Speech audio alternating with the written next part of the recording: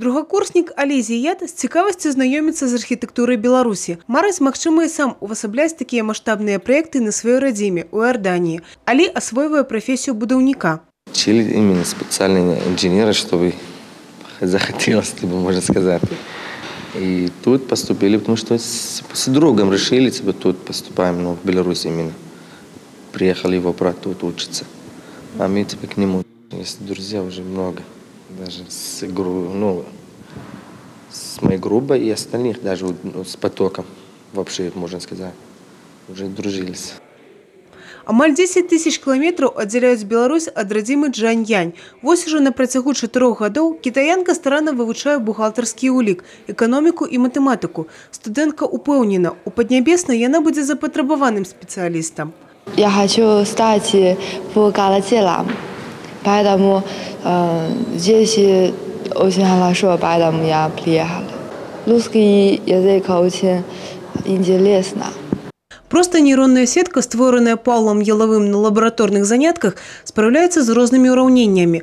Прынцып гэтага матэматычна-тэхнічнага працэсу, кажа хлопец, лёгка інтэгрыруецца ў прамысловасць. Павел упэўнены, за штучным інтэлектам будучыня, не адзінай вучобай жывуць студэнты. Если, наверное, учиться в университете просто и не участвовать в никакой общественной жизни, ты просто заучишься, и на этом будет все. Это не сильно интересно. Я являюсь председателем молодежного парламента при Брестском городском совете депутатов, и вот на данный момент у нас готовится, и уже, скажем, готова программа к тысячелетию нашего города, которая будет праздноваться в 2019 году.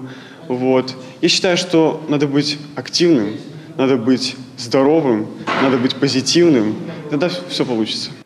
Солідарны з Паўлам і Роман Гаўрылюк, пяцікурснік, старшыня каардынацыйнага савета студэнцкага самакіравання. Разам з аднадумцамі Роман распрацоўвае прапановы па паляпшэнні вучэбнага працэсу ў Альма-Матэр. Если человек учится в университете, это то время, когда у тебя максимум возможностей, когда университет дает максимум возможностей, когда у тебя есть свободное время, и это свободное время нужно обязательно использовать с пользой. Это позволяет развить себя, это позволяет приобрести лидерские навыки общения, коммуникации.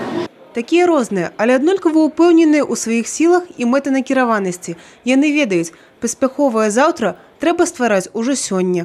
Евгений Мороз, Александр Сивицкий, телерадиокомпания «Брест».